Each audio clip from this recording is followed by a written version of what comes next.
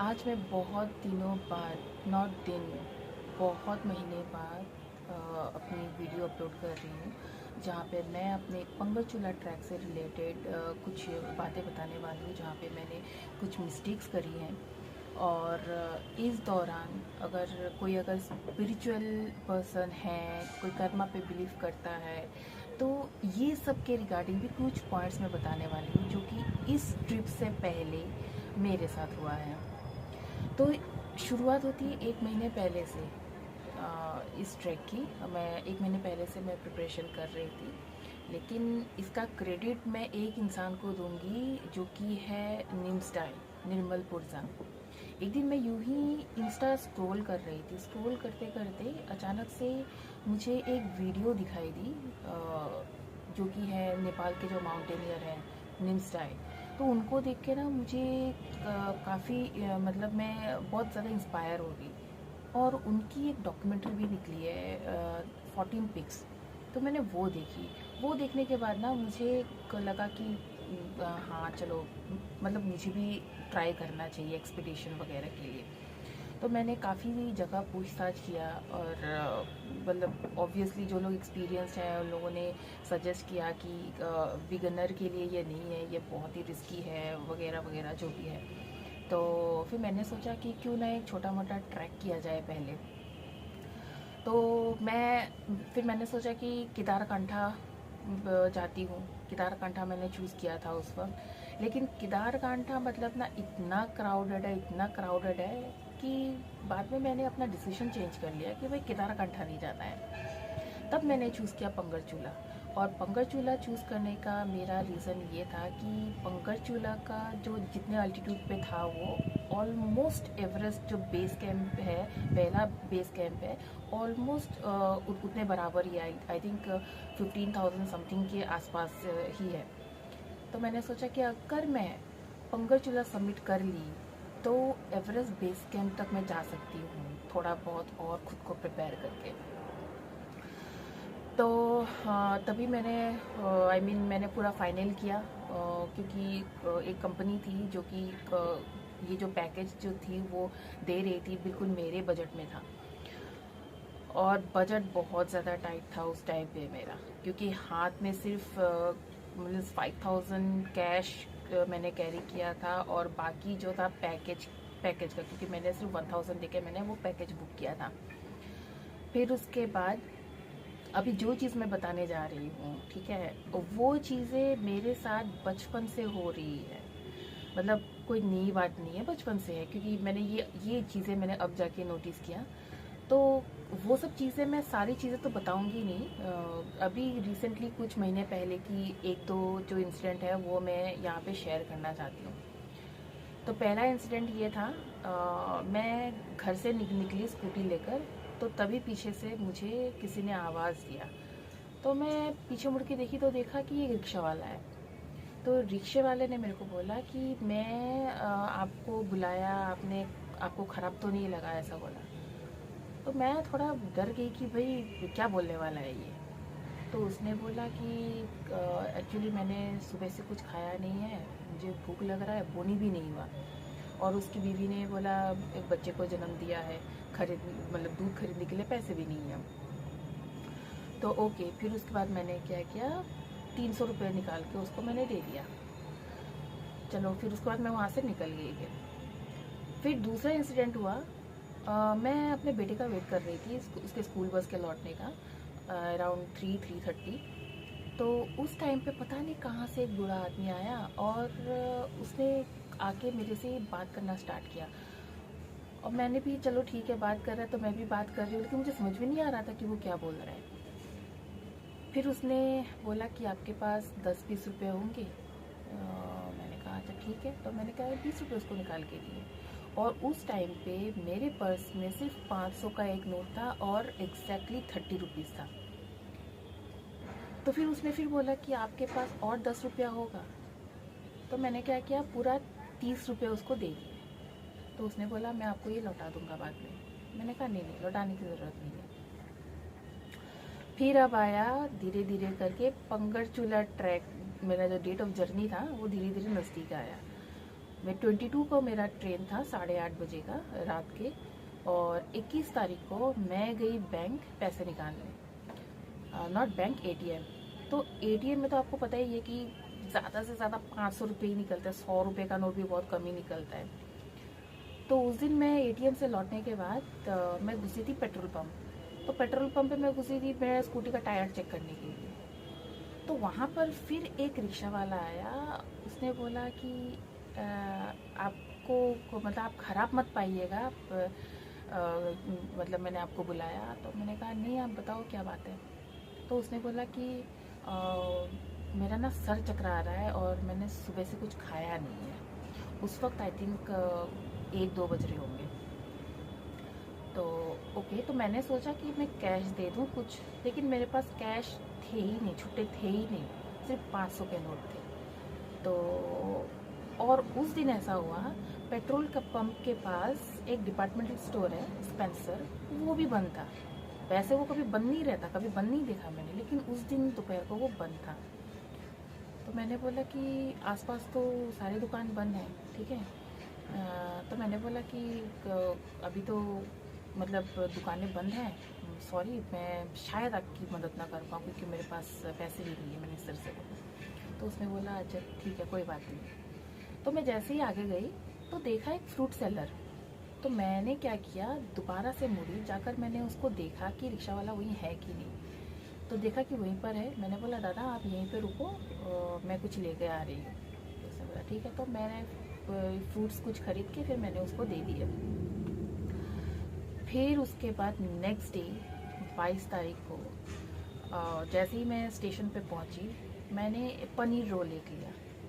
मैंने सोचा कि अभी 8:30 बजे ट्रेन है, 10 साढ़े 10 बजे, उस वक्त तो भूख, एक तो क्या होता है कि जर्नी करते वक्त ना भूख भी नहीं लगती है। तो मैंने सोचा कि चलो ठीक है, मतलब एक रोल से मतलब ना मेरा पेट भर जाएगा।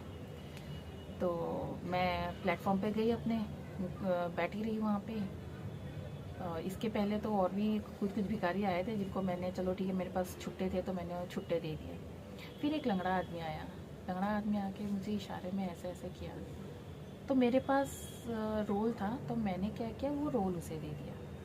वो कहते हैं ना कि दाने दाने पे लिखा होता है खाने वाले का नाम, तो आई थिंक मैंने वो रोल उसी के लिए लिया था। तो एनीवे, तो वो चीज़ हो गया। तो इस तरह के इंसिडेंट ना काफ़ी मतलब होता रहता है।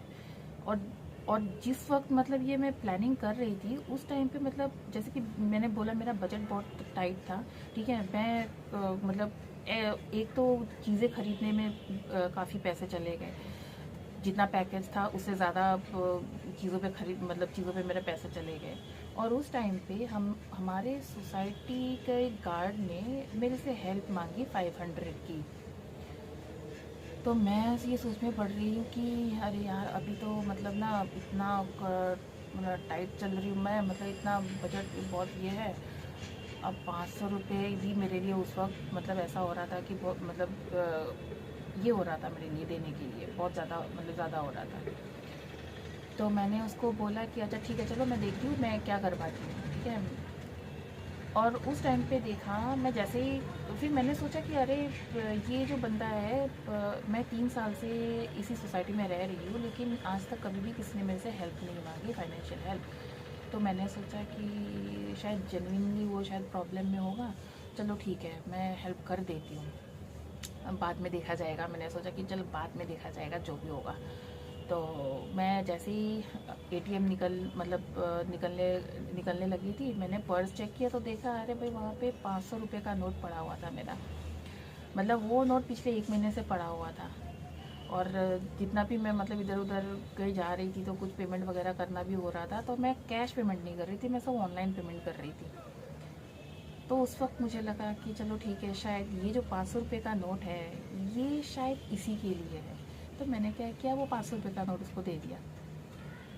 तो फिर चलो ठीक है, फाइनली वो दिन आया, मैं ट्रेन पे चढ़ी, 24 को जाके पहुंची। और उस दिन 24 को मैं त्रिवेणी घाट गई। त्रिवेणी घाट से लौटते वक्त एक छोटा सा बच्चा आया मेरे पास, बोला दीदी दीदी मुझे ना भूख लगी है, कुछ खाना है। मैंने बोला कि ठीक है क्या खाना है। तो उसने बोला उसे मोमो खाने हैं। तो मैंने क्या किया, उसको ठीक है चलो 1 प्लेट मैंने उसको मोमो खिलाया। अब देखो, अब चीज़ यहाँ पे 25 से हमारा ट्रैक स्टार्ट हुआ, ठीक है। अब ट्रैक स्टार्ट होने के 5 दिन पहले तक मैं सोलो ट्रैवल करने वाली थी, लेकिन 5 दिन पहले मेरी एक फ्रेंड से बात हुई। बात होने के बाद लास्ट मोमेंट में उसने भी ज्वाइन किया, उसके एक और दोस्त ने भी ज्वाइन किया। तो अभी क्या होता है, ग्रुप जब एक ज्वाइन करता है तो उसमें थोड़ा सा डिस्काउंट भी मिल जाता है। तो चलो ठीक है, ग्रुप में भी डिस्काउंट मिल गया। फिर वहाँ जाके एक पहला गलती मैंने ये करी, मैंने जो रक्सैक लिया था वो 95 लीटर का था, जबकि 95 लीटर का रक्सैक मतलब ऐसे छोटे मोटे ट्रैक के लिए आई मीन ज़्यादा ही बड़ा हो जाता है, 60 लीटर काफ़ी होता है। तो मेरे माइंड में कुछ उस वक्त और चल रहा था, तो मैंने इसलिए 95 लीटर का एक ही टाइम पे इन्वेस्ट कर दिया, ठीक है। तो हालांकि मैंने जिस दिन हमारा ट्रैक स्टार्ट हुआ था उसमें ज़्यादातर सामान हम होम स्टे में ही छोड़ के गए थे, बस जो जो ज़रूरी चीज़ें वही लिया था, लेकिन मेरे लिए वो बैग बहुत भारी पड़ रहा था। तो मेरे फ्रेंड ने क्या किया, उसने अपना बैग मुझे थमा दिया और मैंने उसका बैग ले लिया। तो उसका बैग थोड़ा सा हल्का था, लाइट वेट था। तो ये गलती किया था मैंने उस वक्त। फिर उसके बाद जब हम कुलारा कैंप साइट पहुँचे, कुल्हारा कैंप साइट पहुँचने के बाद मैं पूरी तरह लेट गई जाके वहाँ पे, पूरा रेस्ट 15-20 मिनट, वो गलती मैंने कर दी, ठीक है। क्योंकि वहाँ पे क्या होता है ना, हम जैसे जैसे हम मतलब वो चढ़ते जाते हैं, एक्लिमेटाइजेशन, बॉडी को धीरे धीरे एडजस्ट करना पड़ता है। लेकिन वो चीज़ मेरा वहाँ पे मैंने इतना मतलब वीडियोस देखने के बाद भी मैंने वो चीज़ गलती कर दी, वहाँ जाके मैं लेट गई। तो अभी क्या हुआ, मेरा बॉडी जो वहाँ पे जो टेम्परेचर था वहाँ से एकदम घट गया, मेरा बॉडी टेम्परेचर मतलब ना एकदम नीचे चला गया, ठीक है। और मेरे को पकड़ लिया ठंड, जबकि मैंने लेयरिंग कर रखी थी। तो वहाँ पहुँच के एक्चुअली मुझे लेटना नहीं चाहिए था, मुझे थोड़ा सा रेस्ट करके, ज़्यादा नहीं, कुछ ही सेकंड या फिर 1-2 मिनट रेस्ट करके मुझे थोड़ा सा वहाँ पे वॉक करना चाहिए था, थोड़ा सा रन करना चाहिए था, या थोड़ा आसपास थोड़ा जो भी है वो थोड़ा घूमना चाहिए था, ठीक है, बॉडी को थोड़ा सा उस ये वेदर के साथ एडजस्ट करने के लिए। लेकिन मैंने वही गलती कर दी, वहाँ जाके लेट गई। तो उस टाइम पर भी मेरे दोस्तों ने हेल्प करी मेरी, ठीक है। अब यहाँ पर मैं वही चीज़ में ये सोच रही हूँ कि अगर उस वक्त मेरे दोस्त लोग अगर नहीं जाते, क्योंकि बाकी सब लोग तो ऑब्वियसली समिट पुश के लिए आए थे, वो लोग तो समिट के लिए रात को 3 बजे निकल गए और मैं टेंट पे अकेली रहती। तो अकेले होने से क्या होता है, अगर बाई चांस उस दौरान मेरे को प्रॉब्लम भी होती तो मैं किसको बोलती, है ना। क्योंकि 1-2 लोग और थे, जैसे कि कुक था और भी थे। अब क्या होता है कि मैं तो एक तो जानती नहीं हूँ, नाम भी नहीं पता। अगर मेरे को उठने में दिक्कत होती, अपने टेंट से बाहर निकलने में दिक्कत होती, मैं कैसे बुलाती, है ना। उन लोगों को भी पता नहीं चलता, तो वो लोग भी थोड़ा सा झिझकते कि मेरे टेंट में देखने के लिए, है ना। लेकिन ये जो 2 फ्रेंड्स थे, इन लोगों ने काफ़ी मदद की मेरी। उन्होंने मुझे अपने टेंट पे शिफ्ट कराया, और जितना भी था, मैंने जो भी बॉडी वार्मर्स लेके गई थी, सारे के सारे मेरे जो वार्मर्स थे वो काम आ गए वहीं पर ही। तो फ्रेंड्स जाने का ये एक मेरा मतलब, एक तरफ से देखा जाए तो भगवान को पहले ही पता चल गया था कि भाई वहाँ जाके ऐसा ऐसा तेरा हाल होने वाला है, तो मतलब तुझे किसी की ज़रूरत पड़ेगी, तो इन दोनों को मतलब भगवान ने भेज दिया। तो वही मैं कह रही हूँ कि एक तो देखो क्या होता है ना, कि हम जब पूरी तरह से मतलब चीज़ों को छोड़ देते हैं ना भगवान के भरोसे, है ना, तो भगवान कहीं ना कहीं मतलब आ ही जाता है हेल्प करने के लिए, मदद के लिए। अब देखो, इन दोनों का लास्ट मोमेंट में प्लान बना, जबकि मैं 1 महीने से प्लान कर रही थी। मुझे नहीं पता था कि आगे क्या होने वाला है, लेकिन भगवान को पता चल गया था कि मतलब कुछ प्रॉब्लम होगा, तभी उन्होंने क्या किया, इन दोनों को भेज दिया मेरे साथ। तो ये दोनों के होने से मुझे थोड़ा सा हिम्मत मिली, जो भी मतलब इस जर्नी में प्रॉब्लम्स होने वाली थी, वो मतलब ना सारी की सारी मतलब ऐसे ख़त्म हो गई, जैसे मतलब अभी सोचती हूँ ना कि ये सोचती हूँ कि भाई उस टाइम मतलब उस टाइम में मैं कितनी लकी थी कि भाई हाँ, मतलब सारी की सारी चीज़ें इतनी एफर्टलेस हो गई मेरे लिए, क्योंकि सब कुछ इन्होंने ही देखा जो भी था। तो ये एक था, और दूसरा ये था कि देखो जब आप किसी की हेल्प करते हो ना बिना किसी एक्सपेक्टेशन के, तो कहीं ना कहीं से वो आपको रिटर्न आ ही जाता है। कहते हैं ना, कर्मा इज़ रियल। तो यस, मैं ये चीज़ें बहुत ज़्यादा बिलीव करती हूँ, क्योंकि इस ट्रिप में मेरा बजट, जैसे मैंने बोला, बहुत ही टाइट था। बहुत ही मतलब मैं कैश लेके बहुत ही कम कैश लेके गई थी। तो जब मेरे फ्रेंड को पता चला कि मैं आ रही हूँ, तो उसने बोला कि तुम बस पहुँचो यहाँ पे, यहाँ पहुँच के तुम्हें कोई टेंशन लेने की ज़रूरत नहीं, सब मैं देख लूँगा। तो मैंने उसको ये भी बोला कि भाई होटल वोटल ऐसा नहीं, मैं हॉस्टल में रहूँगी, हॉस्टल में थोड़ा सा मेरे लिए चीप भी पड़ जाएगा। तो उसने बोला तुम वो सब तुम मत सोचो, ठीक है, वो सब मैं देख लूँगा, तुम बस यहाँ पहुँचो। तो बाकी वहाँ पे जो भी मेरा रहने का खाने का जो भी था, सब उसी ने ही देखा, ठीक है। क्या कहते हैं उसे, और जो मैंने हॉस्टल बुक किया था वो मैं कैंसिल करना ही भूल गई, क्योंकि 22 तारीख की रात, मतलब 11 बजे से पहले बुकिंग करनी थी, और मैं तो भूल गई थी वो। तो वो क्या हुआ, ऑटोमेटिकली वो कैंसिल हो गया। तो एनीवे, तो वही चीज़ है, अगर आप मतलब ना, अगर आप किसी को हेल्प करते हो ना बिना किसी एक्सपेक्टेशन के, तो घूम फिर के वो आपको कहीं ना कहीं से आ ही जाता है। ज़रूरी नहीं है कि जिसको आप हेल्प कर रहे हो वो ही आपको हेल्प करे, नहीं, कहीं से कहीं आ ही जाता है। तो ये चीज़ मैंने मतलब देखा कि मैंने शायद उन लोगों की मदद की थी जिस वक्त मैं भी मतलब उस वक्त थोड़ा सा फाइनेंशियल इश्यूज हो रहे थे, फिर भी मैंने उनकी मदद की बिना कुछ सोचे समझे, ये सोच के कि चलो यार बाद में देख लूँगी जो भी होगा, ठीक है। लेकिन वही चीज़ क्या हुआ, भगवान ने क्या किया इन दोनों को भेजा, और इन दोनों ने क्या किया, मेरा जितना भी मतलब स्टे था, 2 दिन 3 दिन का स्टे था, जो भी था, ठीक है। बाकी तो ट्रैक के दौरान जो भी था वो तो खैर उन लोगों की तरफ से गया, वहाँ पे कुछ खर्चा नहीं हुआ, वो सब पैकेज में इंक्लूड था। लेकिन उसके अलावा बाकी जो चीज़ें थी सब इन्होंने ही मतलब बियर किया। और लास्ट में ऐसा हुआ कि मेरा जो रिटर्न जो ट्रेन था वो मेरा था 1 तारीख को, और वो मेरा वेटिंग ही रह गया। तो उसमें भी मेरे फ्रेंड ने क्या किया, मेरे को फ़्लाइट टिकट उसने करके दिया। लेकिन कहते हैं ना कि किसी के काइंडनेस का मतलब इतना ज़्यादा नहीं फ़ायदा उठाना चाहिए, किसी का एडवांटेज इतना ज़्यादा लेना नहीं चाहिए। तो मैंने क्या किया, उसको जो फ़्लाइट का टिकट है वो मैंने उसको रिटर्न कर दिया।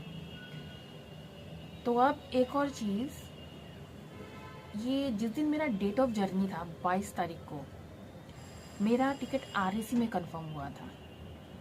तो जिस तरह से मैं मतलब रील्स पे देखती हूँ, लोग सीट के लिए झगड़ रहे हैं, ये वो, ठीक है। तो मैं सोची कि अरे भाई ऐसा कोई इंसान अगर मिल भी गया ना, क्योंकि उस वक्त मेरा माइंडसेट ऐसा था कि मुझे जैसे तैसे करके मुझे पहुँचना है, ठीक है, अपने डेस्टिनेशन। और उसके लिए अगर मुझे बैठ के भी जाना पड़े तो मैं जाऊँगी। सामने वाले को अगर सो के जाना है तो मैं सीट उसको दे दूँगी, मुझे बस बैठने के लिए जगह दे दे बस।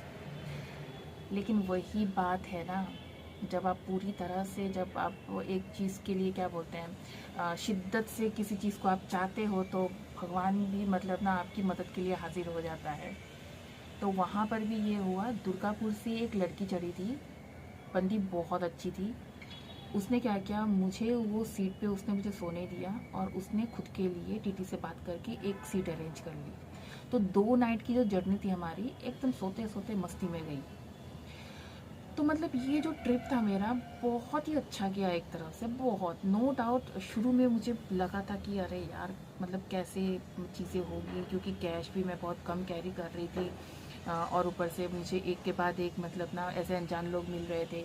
और मेरे पास जब कुछ होता है ना, मैं बिना हेल्प किए रह नहीं पाती हूँ, ये चीज़ है। तो लेकिन सब कुछ मतलब इतने आसानी से हो गया सब कुछ, मुझे एक प्रॉब्लम भी नहीं हुई। और जब प्रॉब्लम हुई भी तो उस वक्त मेरे वो 2 फ्रेंड्स वहाँ पे मौजूद थे, उन्होंने बहुत हेल्प करी मेरी। तो अच्छे कर्म होंगी तो रिटर्न भी अच्छा ही मिलता है। तो मैं गलती से भी किसी को मतलब किसी को हर्ट नहीं करना चाहती, किसी को बुरा नहीं बोलना चाहती। हाँ, कभी कभी हम थोड़ा सा अगर मान लीजिए गलत बोल जाते हैं, लेकिन मैं ट्राई करती हूँ कि मैं कभी किसी को गलत ना बोलूँ। क्योंकि अगर हम किसी को अगर इंटेंशनली अगर गलत बोलते हैं, या फिर अगर हम सेल्फिश होते हैं, तो वो घूम फिर के तो हमारे पास ही आता है। तो ऐसे बहुत सारे इंसिडेंट हैं जो मैंने देखा है, लोग कितने सेल्फिश होते हैं और मुझे पहले ही पता चल जाता है, भले ही वो लोग मेरे लिए कुछ कर रहे हैं लेकिन उसके पीछे क्या मोटिव है, क्या चीज़ की वजह से वो मुझे हेल्प कर रहे हैं, मुझे पता चल जाता है, भले ही वो सामने से ना दिखाए, क्योंकि action speak louder than words बोलते हैं ना, क्योंकि उन लोग के एक्शन से ही पता चल जाता है कि ये मुझे क्यों हेल्प कर रहा है या कर रही है, जो भी है, ठीक है।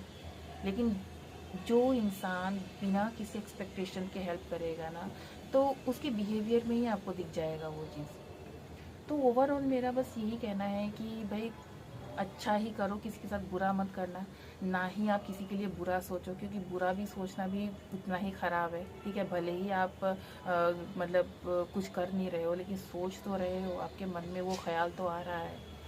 तो इसलिए हमेशा अच्छा सोचो और दूसरों के लिए अच्छा करो जितना हो सके उतना।